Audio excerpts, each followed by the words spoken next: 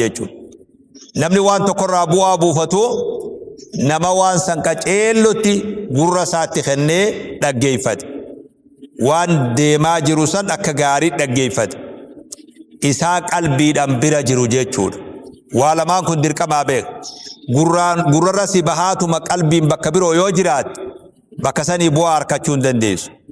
Qalbii teetinis bakka san jiraattee gurra keetis akka gaariitti waan san waan je'amu san dhaggeeffataa deemuun bakka takkarraa akka milkaawanii galan nama taasisa.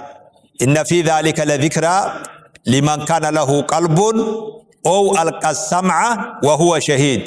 Nama waan sadeen kana qabuutu gorsa quraanaa gorsa hadiisaa ilmi islaamaa tanarraa bu'aa buufata. Liman kana lahu qalbun dura bakkatti waa fudhatu qaba. Qalbii qaba bakkatti waa fudhatu bakkatti waraabbatu qaba. Mimooriin isaa duwwaadhaami bakka mimoorii saafii qabatatti waraabbatu bakkatti fudhatu haa qabu jechuudha. Liman kana lahu qalbun jechuudha. Oo alqa sam'a nama gurra qilee dhaggeeffate jechuudha. Haasawa tokko yoo jala deemteen dhaggeeffanne bu'aarraa buufachuu hin dandeessu jechuudha. Wadabree walakkaa tokko dhageesse xarafarraa tokko dhageesse boodarraa yoo tokko dhageesse bu'aarratti buufattu hin jiru. Qaxi jettee dhaggeeffachuun murteessaadha ilmii keessatti jechuudha. Wahuwa shahiid. Ana kunoo dubbii jabaadha. Isaa qalbii fi qaamaan bira jiru jechuudha. Qalbii fi qaamaan waan san hordofu jechuudha. Zaatan astaatuma qalbii yoo magaalaa jiraate qalbiin bakka biroo jiraate zaatti ta'e asuma ta'es bu'aan ati buufattu hin jiru. Ummata tokko rabbiin ni komatee beeka warra hogga nabi bira taa'u xiyyeeffannaa waan nabirraa sallallahu alaihi wasallam dhagayamu sanitti xiyyeeffannaan kennine yoo fedhanni haasawan yoo fedhan ijaan haasawan yoo fedhan harkaan haasawan yoo fedhanni hanjaban asuma keessa taa'u jiran ammoo doowruma keessa jiranii beeka. Dowru makheessa jiranii beekee yaa babaaqi. Xiyyeeffannaan kennine waan nabii san maaliif leennoo fedhii irraan qaban munaafiqa ummanni kun fakkaatee bulaa janiin warra gubbaan islaamaa kakeessisaa kuffaaraa jechuudha. Warra afaan dhadhaa kagaraa dhagaa jechuudha. Warra afaan daa'imaa kagaraa hargiisaa janiin warra kanaan nama keessa guutuu beek. Afaan isaa yoo laalte mi'aan ajaa'iba garaan isaa immoo hargiisarraa hadhaa'u. Afaan isaa laafina yoo laalte ajaa'iba garaan isaa dhagarra jabaate. Warra kanaatu saffii nabi Muhammad san keessa ture sallallahu alaihi wasallam. Dowrii hoggaa ta'an waan iimaanni qalbii isaanii keessa hin jirreef waan nabiin haasa'u san xiyyeeffannaa ittiin kennan irraa heewwasamanii jiran. Hoggaa biraa gabbayan alatti maal jedhan maadhaa qaala aanifaa sareefu Muhammad maal je'e jedhan warra wajji dhaggeeffatan san gaafatan sareefu Muhammad maal je'e hin dhageenye jechuun hin hordofne jechuun asuma turee beeka.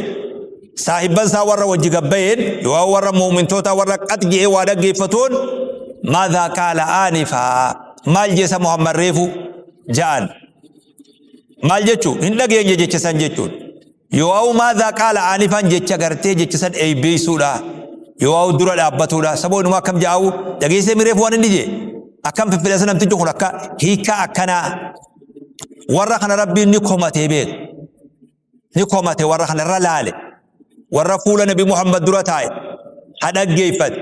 hadhaggeeffatiin san tolchiin zaatumaan as jiraate qalbiin biran jiraatiin hoggaa asirraa gabbaye immoo sareefu maal jee boqaallichi wanni sun jala dabarte warra jeesan rabbiin ni komatee beeka jecha hamallee isaaniin jeetu ni jibbellee warra sanii beeka akka warra sanii akkan taane ati warra sanii jechuu hiyyaamii beeka odoon beekin takkaa'uu beekumaan dogoggortee akka warra sanii akkan ta'an ilmii mana kee keessa haasawam hadiisa mana kee keessa haasawam quraana mana kee keessa haasawam yeroo muraasa takka yeroo kennitee fi waan san dhaggeeffachuu dhabuudhaan si jala dabree wanni sun akka jara sanii akkan ta'an haasawni amma haasawamaa jiru akka waan nabi Muhammad haasawaa jiruuti hadiisni amma haasawamaa jiru akka waan nabiin keenya Muhammad sallallahu alaihi wasallam afaan isaatiin haasawaa jiruuti namticha si dura taa'ee haasawuu laaliidhaati.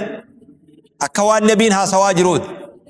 Quraanni sirra qaramaa jiru kun kalaama rabbiiti.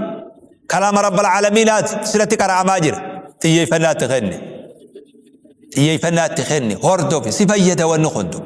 Waan rabbi manatti fide kana biraan agabiin. Bishaan biratti nama dheebotu rabbi sin taasisin. Nama bishaan biratti dheebotu rabbi sin taasisin.